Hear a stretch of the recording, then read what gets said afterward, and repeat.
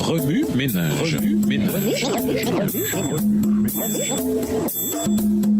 Bienvenue dans votre émission Remue ménage. Nous voilà à la leçon 2 allant du 2 au 8 juillet. Restaurer la domination. Dieu dit enfin, faisons les êtres humains qu'ils soient comme une image de nous, une image vraiment ressemblante.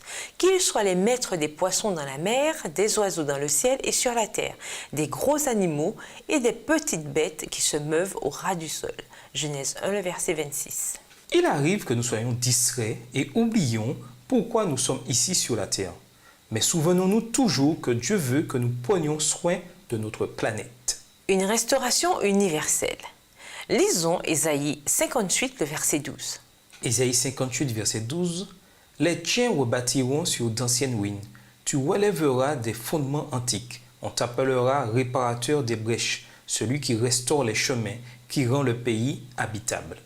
La série télévisée American Restoration, diffusée sur History Channel, est une télé-réalité qui suit Rick Doll et son équipe, tandis qu'il rassemble des pièces uniques de l'histoire américaine et leur donne vie.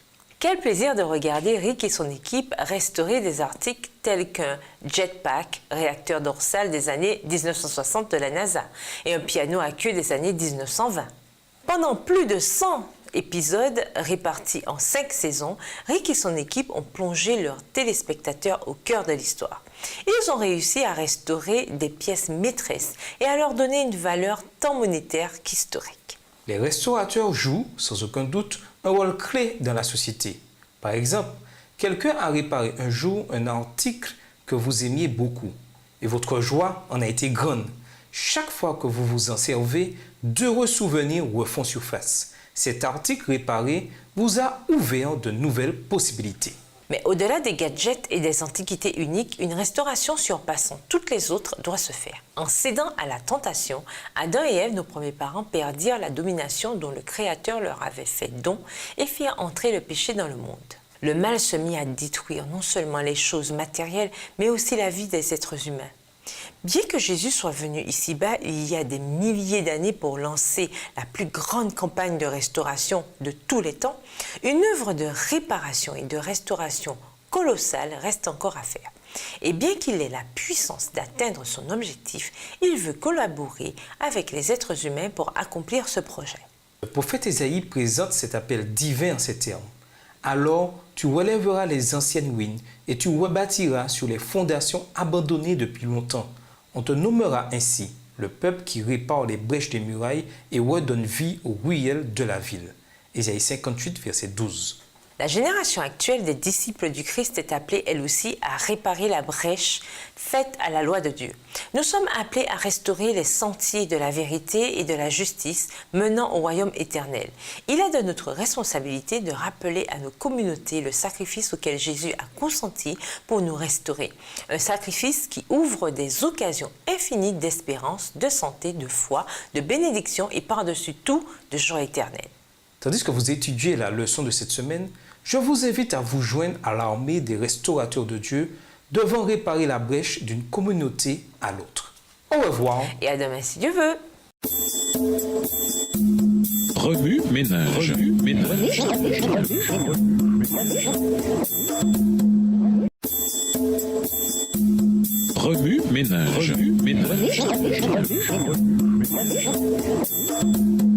Bienvenue dans votre émission Remue ménage. Nous voilà au dimanche 3 juillet. La domination, un don silencieux mais puissant, au-dessous des anges, mais plus grand que le reste. Lisons Psaume 8, les versets 4 à 6. Psaume 8, les versets 4 à 6. Qu'est-ce que l'homme pour que tu te souviennes de lui, et le fils de l'homme pour que tu prennes garde à lui? Tu l'as fait de peu inférieur à Dieu, et tu l'as couronné de gloire et de magnificence. Tu lui as donné la domination sur les œuvres de tes mains. Tu as tout mis sous ses pieds. En 6 jours, Dieu créa les cieux, le soleil, la lune, les étoiles et les planètes. Il créa aussi la terre, avec ses paysages à couper le souffle et ses créatures extraordinaires.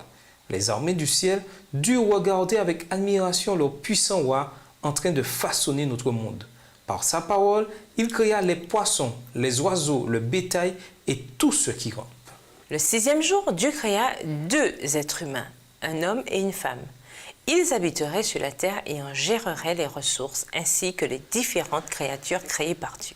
Ayez des enfants, devenez nombreux, peuplez toute la terre. Lisons Genèse 1, verset 28. Genèse 1, le verset 28, Dieu les bénit et Dieu leur dit, « Soyez féconds, multipliez, remplissez la terre et l'assujettissez, et dominez sur les poissons de la mer, sur les oiseaux du ciel et sur tout animal qui se meut sur la terre. » Chaque aspect de la nature que Dieu a créé a un but. Le firmament sépare les eaux d'avec les eaux. La terre produit de l'herbe, les plantes produisent des graines et des fruits, nourrissant les animaux et les êtres humains. Il y a les deux grands luminaires, un luminaire pour présider au jour et l'autre pour présider à la nuit. Les 5 premiers jours de la création donnent un aperçu du dessein de Dieu à l'égard de l'humanité et du reste du monde. Dieu voulait qu'Adam et Ève peuplent la terre, en soient les intendants et enseignent à leurs descendants sa loi et son amour. Mais la jalousie, un poison pour la domination. Lisons Genèse 3, les versets 1 à 8. Genèse 3, les versets 1 à 8. Le serpent était le plus rusé de tous les animaux des champs que l'Éternel avait fait. Il dit à la femme, « Dieu a-t-il réellement dit, vous ne mangerez pas de tous les arbres du jardin ?» La femme répondit au serpent, « Nous mangeons du fruit des arbres du jardin, mais quant au fruit de l'arbre qui est au milieu du jardin, Dieu a dit, vous n'en mangerez point et vous n'y toucherez point, de peur que vous ne mouriez. » Alors le serpent dit à la femme, « Vous ne mourrez point, mais Dieu sait que, le jour où vous en mangerez, vos yeux s'ouvriront et vous serez comme des dieux connaissant le bien et le mal. » Verset 6. La femme vit que l'arbre était bon à manger et agréable à la vue, et qu'il était précieux pour ouvrir l'intelligence. Elle prit de son fruit et en mangea. Elle en donna aussi à son mari qui était auprès d'elle, et il en mangea. Les yeux de l'un de l'autre s'ouvrirent, ils connurent qu'ils étaient nus, et ayant cousu des feuilles de figuier, ils s'en firent des ceintures. Alors ils entendirent la voix de l'Éternel Dieu qui parcourait le jardin vers le soir. Et l'homme et sa femme se cachèrent loin de la face de l'Éternel Dieu, au milieu des arbres du jardin. Un ange puissant avait été témoin de la création de la terre et tout ce qu'elle contenait. Jaloux de la domination que Dieu avait donnée à Adam et Ève, il se mit à convoiter l'autorité même du Créateur. Cet ange s'appelait Lucifer. Lorsqu'il fit une tentative d'usurper le gouvernement divin, Dieu n'eut d'autre choix que de le chasser du ciel, ainsi que ses suppôts. En observant Adam et Ève, Lucifer conçut un plan pour faire du chagrin à Dieu. Revêtant la forme de serpent, il convainquit Ève de manger du fruit de l'arbre défendu. La femme vit que les fruits de l'arbre étaient agréables à regarder, qu'ils devaient être bons et qu'ils donnaient envie d'en manger pour acquérir un savoir plus étendu. Elle en prit un et en mangea, puis elle en donna à son mari qui était avec elle, et il en mangea lui aussi. Genèse 3, verset 6. Ce qui avait si bien commencé était maintenant entaché de la désobéissance de l'humanité. Satan pouvait en fait exercer la domination convoitée non seulement sur Adam et Ève, mais aussi sur leur descendance. Tandis qu'il célébrait sa réussite, il était loin de se douter qu'un événement plus stupéfiant encore que la chute d'Adam et d'Ève allait bientôt se dérouler. Prédiction de la victoire sur le péché. Lisons Genèse 3, les versets 13 à 15. Genèse 3, les versets 13 à 15. « Et l'Éternel Dieu dit à la femme, « Pourquoi as-tu fait cela ?» La femme répondit, « Le serpent m'a séduite et j'en ai mangé. » L'Éternel Dieu dit au serpent, « Puisque tu as fait cela, tu seras maudit entre tout le bétail et entre tous les animaux des champs. Tu marcheras sur ton ventre et tu mangeras de la poussière tous les jours de ta vie. Je mettrai inimitié entre toi et la femme, entre ta postérité et sa postérité. Celle-ci t'écrasera la tête et tu lui blesseras le talon. » Après avoir interrogé Adam et Ève sur leur désobéissance, Dieu s'adressa à Satan. « Je mettrai l'hostilité entre la femme et toi, entre sa descendance et la tienne. La sienne t'écrasera la tête, tandis que tu la mordras au talon. » Genèse 3, verset 15. Les mots exercent une grande puissance et une autorité certaine. Alors que Satan savourait son triomphe, Dieu lui prédit sa fin. Bien des années s'écoulèrent avant l'accomplissement de cette prophétie, et pourtant, elle finit par s'accomplir. Jésus vint sur la terre par la descendance de la femme, mourut pour nos péchés sur la croix, écrasant ainsi la tête de l'ennemi. Dieu était si bon, la justice divine exigeait la pénalité du péché. Cependant, la miséricorde divine avait déjà trouvé le moyen de racheter notre race déchue, le sacrifice volontaire du Fils de Dieu. 1 Pierre 1, le verset 20. Éphésiens 3, le verset 11, 2 Timothée 1, le verset 9 et Apocalypse 13, le verset 8. Une promesse porteuse d'espérance. Lisons 1 Pierre 3, les versets 14 à 18. 1 Pierre 3, les versets 14 à 18. D'ailleurs, quand vous souffririez pour la justice, vous seriez heureux. N'ayez d'eux aucune crainte et ne soyez pas troublés. Mais sanctifiez dans vos cœurs Christ le Seigneur, étant toujours prêt à vous défendre avec douceur et respect devant quiconque vous demande raison de l'espérance qui est en vous, et ayant une bonne conscience, afin que là même où ils vous calomnient, comme si vous étiez des malfaiteurs, ceux qui décrient votre bonne conduite en Christ soient couverts de confusion. Car il vaut mieux souffrir, si telle est la volonté de Dieu, en faisant le bien qu'en faisant le mal. Christ aussi a souffert une fois pour les péchés, lui juste pour des injustes, afin de nous amener à Dieu, ayant été mis à mort quant à la chair, mais ayant été rendu vivant quant à l'esprit. Grâce au sacrifice de Jésus sur la croix, l'humanité reprit espoir.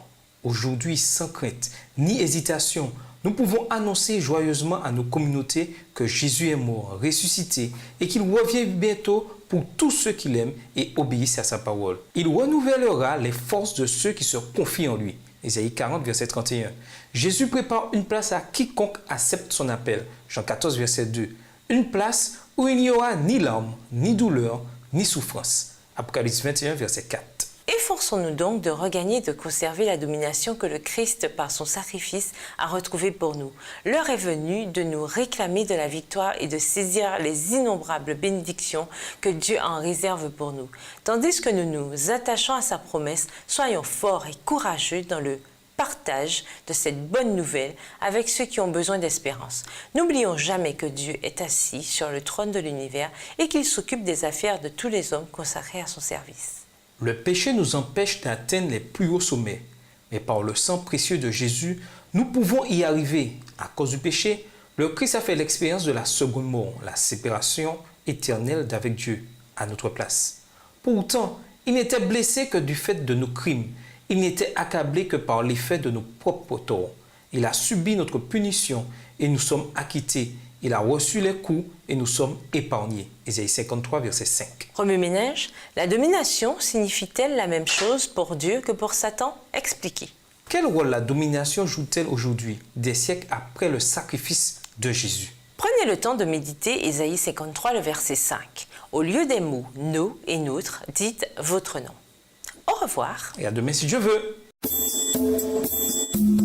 Remue-ménage. Remue-ménage.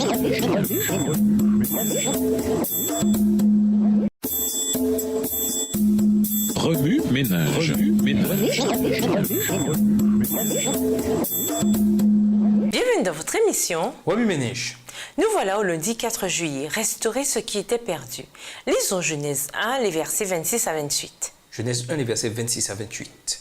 Puis Dieu dit, faisons l'homme à notre image, selon notre ressemblance, et qu'il domine sur les poissons de la mer, sur les oiseaux du ciel, sur le bétail, sur toute la terre, et sur tous les reptiles qui rampent sur la terre. Dieu créa l'homme à son image, il le créa à l'image de Dieu, il créa l'homme et la femme. Dieu les bénit, et Dieu leur dit, soyez féconds, multipliez, remplissez la terre, et l'assujettissez, et dominez sur les poissons de la mer, sur les oiseaux du ciel, et sur tout animal qui se meut sur la terre. Créés pour être l'image et la gloire de Dieu, 1 Corinthiens 11, verset 7, Adam et Ève avaient reçu des dons à la mesure de leur haute destinée. Par leur grâce et leur équilibre, leurs beaux traits réguliers, leur visage rayonnant de santé, de joie et d'espoir, ils ressemblaient de toute évidence à leur Créateur. Mais cette ressemblance n'était pas seulement physique. Chacune des facettes de leur esprit et de leur âme reflétait la gloire de Dieu. Adam et Ève, dotés de hautes qualités intellectuelles et spirituelles, n'étaient qu'un peu inférieurs aux anges. Hébreux 2, le verset 7. Aussi pouvaient-ils non seulement reconnaître les merveilles manifestes de l'univers, mais aussi saisir les responsabilités et les engagements moraux qui leur incombaient. Dès la création du monde par Jésus-Christ et l'établissement d'Adam et d'Ève dans le jardin d'Éden, Satan mit son plan en branle, les rendre participants de sa propre rébellion. Il était déterminé à effacer l'image de Dieu de la postérité humaine et à imprimer sa propre image sur l'âme. Il y réussit en apportant la rébellion dans notre monde. Adam et Ève transgressèrent la loi de Dieu et chutèrent. La famille d'Adam devait périr. Dieu ne pouvait ni altérer ni abolir sa loi pour sauver l'homme de la perdition. Jésus vit la dégradation de l'homme. Dans sa compassion pour la race déchue, il offrit de subir la colère divine à sa place. Dieu désire restaurer son plan original dans lequel nous avons un rôle à jouer. Les enfants de Dieu sont appelés à être les représentants du Christ, à manifester au monde la bonté et la miséricorde de leur Sauveur. Comme Jésus nous a révélé le caractère du Père, ainsi nous devons le révéler lui-même à ceux qui ne connaissent pas son tendre amour et ses compassions. Les chrétiens sont comme des phares placés sur le chemin du ciel. Leur vie et leur caractère devraient être tels que d'autres puissent obtenir par eux une juste conception du Sauveur et de son service. Finalement, quand tout aura été dit et fait, les rachetés seront accueillis dans les demeures que Jésus est allé leur préparer. Toute tendance au péché aura été supprimée par le sang de Jésus-Christ et ils auront pour partage la magnificence de sa gloire, surpassant de beaucoup celle du soleil. Ils seront sans tache devant le grand trône blanc, ils participeront à la dignité et aux privilèges des anges. Remue-ménage, si le Christ vous appelait à répandre l'Évangile, renonceriez-vous à votre salaire, à votre proie politique ou même à votre famille et à vos amis pour répondre à son appel? Au revoir. Et à demain si Dieu veut. Remue-ménage. Remue-ménage.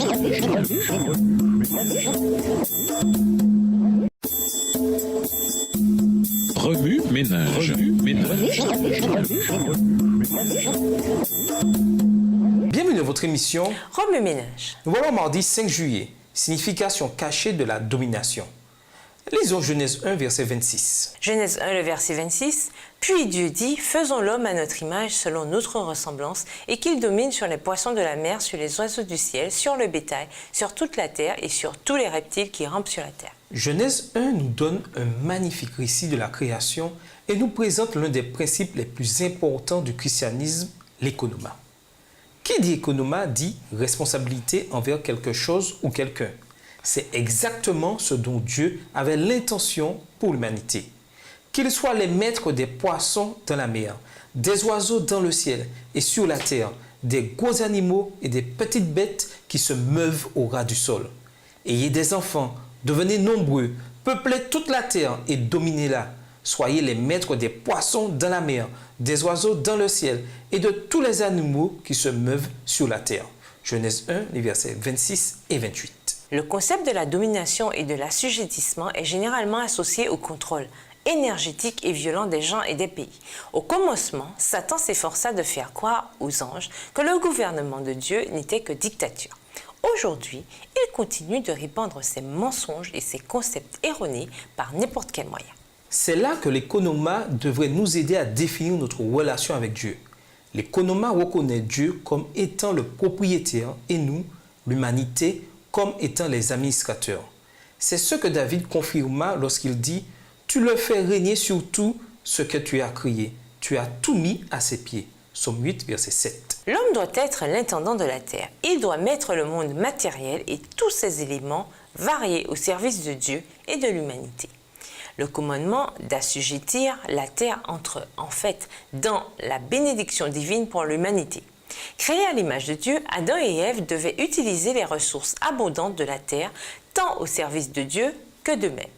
Ceci était tout à fait logique de la part de Dieu, puisque seuls les humains avaient été créés à son image. Par conséquent, ce récit où Dieu accorde la domination à l'humanité nous aide à comprendre l'ampleur et la pertinence de l'économa.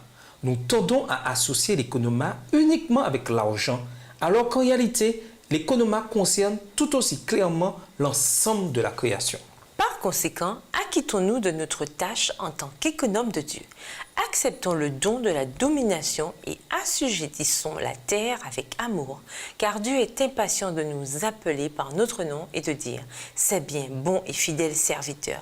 Tu as été fidèle dans des choses qui ont peu de valeur. Je te confierai donc celles qui ont beaucoup de valeur. Viens te réjouir avec moi. » Matthieu 25, le verset 23. Remue-ménage, de quelle manière exerçons-nous encore une autorité sur la création de Dieu? Comment promouvoir un meilleur économa de tout ce que Dieu a créé? Au revoir. Et à demain si Dieu veut. Remue-ménage. Remue-ménage.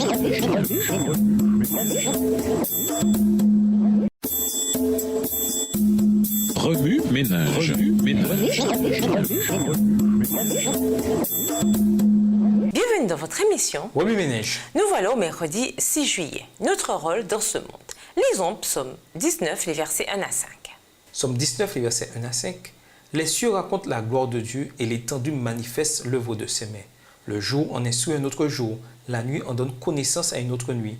Ce n'est pas un langage, ce ne sont pas des paroles dont le son ne soit point entendu. Leur retentissement parcourt toute la terre, leurs accents vont aux extrémités du monde, où il a dressé une tente pour le soleil. Et le soleil, semblable à un époux qui sort de sa chambre, s'élance dans la carrière avec la joie d'un héros. Lorsque Dieu créa Adam et Ève, il leur donna la domination sur la nature. Mais en raison de leur désobéissance, nous sommes tous devenus des prédateurs dans notre propre environnement. Partout, nous voyons les effets de la contamination et du réchauffement climatique. En ce qui me concerne, j'habite dans une ville où l'on voit de plus en plus de bâtiments et de moins en moins de verdure. Les conséquences du péché empirent tellement que Dieu devra un jour détruire ceux qui détruisent la terre. Apocalypse 11, verset 18. En cédant à Satan notre domination sur le monde, nous avons provoqué la souffrance de notre planète. Satan essaie constamment de séparer l'humanité de Dieu. Or, l'une de ses tentatives consiste à attaquer la nature.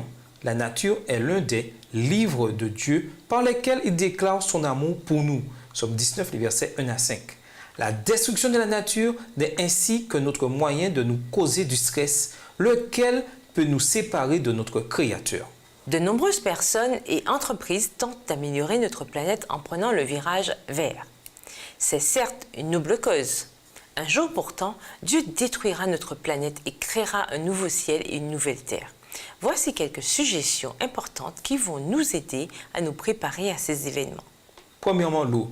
Telle la femme au puits, tant de gens ont soif. Les eaux de ce monde ne peuvent nous désaltérer. Seul Jésus peut nous offrir l'eau d'où jaillira la vie éternelle. Jean 4, les versets 7 à 14. Deuxièmement, l'air, la prière et la respiration de l'âme. Faisons de la prière une caractéristique constante de la vie, à l'instar de l'air pur dont nous avons besoin pour vivre. La prière, tel l'air pur, est essentielle. 1 Thessaloniciens 5, le verset 17. Troisièmement, le soleil. Le soleil constitue notre source d'énergie ici-bas. Impossible de vivre sans lui. De même, nous ne pouvons vivre sans Jésus, le soleil de justice. Lui seul est notre source de guérison et de puissance. Malachie 4, verset 2. Lui seul peut nous donner la vie. Quatrièmement, des plantes. Nous devons nous brancher sur la vigne. Jean 15, les versets 1 à 4. Car sans Jésus, nous sommes à coup sûr condamnés. Permettons-lui donc de nous purifier et de parfaire notre caractère. Remue-ménage. À quoi sert-il aux chrétiens de prendre le virage vert puisque Jésus revient bientôt? Pourquoi est-il important pour les chrétiens de prendre soin de la nature? Au revoir. Et à demain si Dieu veut. Remue-ménage. Remue-ménage.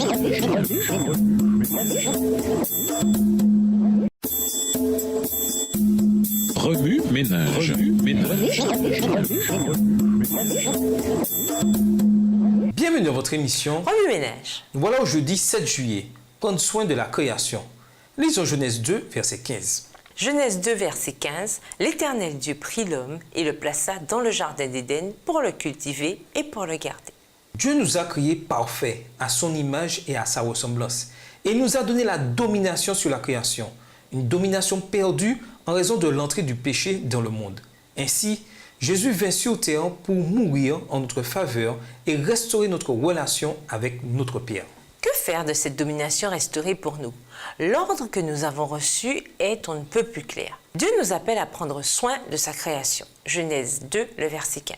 De nos jours, il n'est pas surprenant de voir à quel point les humains se soucient si peu de l'entretien de la terre. Beaucoup parmi nous tiennent pour acquis les bienfaits de la nature, laquelle fut créée pour nous soutenir et pour que nous en profitions. Malgré le passage des siècles, de nombreuses personnes continuent de penser qu'elles sont sous la domination de la création. Ceci les incite à adorer ce que Dieu a créé et à ignorer dans quel but il nous a créés. Combien nous devrions être reconnaissants d'avoir la parole de Dieu? Par elle, le Seigneur nous enseigne comment vivre et la conduite à adopter à l'égard de toute la création. De plus, Dieu nous donne aussi à chacun de nous des talents et des dons spirituels à utiliser en son nom. Depuis l'entrée du péché dans le monde, l'humanité est tiraillée entre le bien et le mal, entre le Saint-Esprit et les passions charnelles. Dieu nous appelle à exercer la maîtrise de soi. Soumettons-lui toutes nos passions et servons-nous de nos talents pour nous rapprocher du ciel et vivre en harmonie avec notre Père Céleste. Utilisons tous nos talents selon la mesure avec laquelle ils nous ont été confiés et en vue des différents objectifs à atteindre. Dieu nous appelle à prendre soin de sa création. Que nous ayons un ou plusieurs talents, il va nous demander de rendre compte de leur utilisation. Si nous croyons vraiment qu'il nous a donné la domination sur sa création, alors prenons-en vraiment soin jusqu'à son retour. Remue-ménage, que faire pour mieux nous occuper de la création? Lisez 1 Corinthiens 6, verset 19. Quel rapport y a-t-il entre notre corps qui est le temple du Saint-Esprit et la création? En quoi le fait de savoir que notre corps est le temple du Saint-Esprit change-t-il notre façon d'en prendre soin? En quoi le sacrifice de Jésus influence-t-il nos décisions et notre comportement quotidien? Au revoir. Et à demain si Dieu veut. Remue-ménage. Remue-ménage.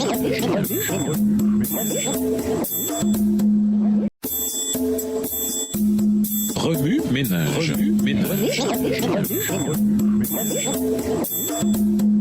Bienvenue dans votre émission. Remue-ménage. Nous voilà au vendredi 8 juillet. Regagner ce qui était perdu. Lisons Psaume 8, le verset 7.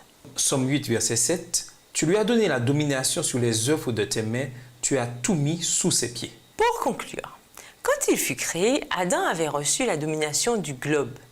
En cédant à la tentation, il devint le captif du tentateur et son fief passa entre ses mains. C'est ainsi qu'en usurpant la domination de la terre confiée à Adam, Satan est devenu le Dieu de ce monde. En payant la pénalité du péché, le Sauveur a racheté non seulement l'homme, mais encore son empire. Tout ce qui a été perdu par le premier Adam sera restauré par le second. Après la chute, les êtres humains perdirent tout, y compris la domination qui leur avait été originellement donnée.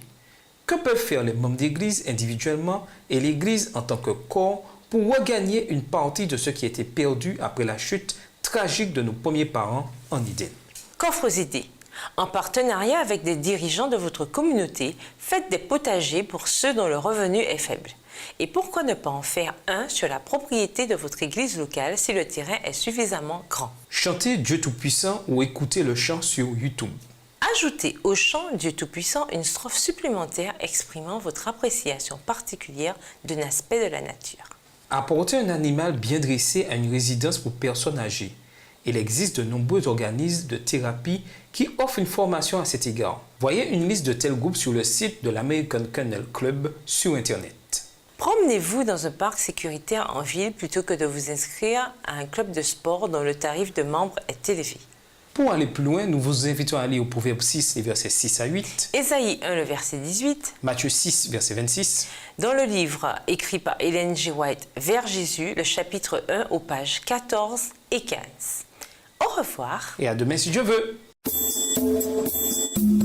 Remue-ménage. Remue-ménage.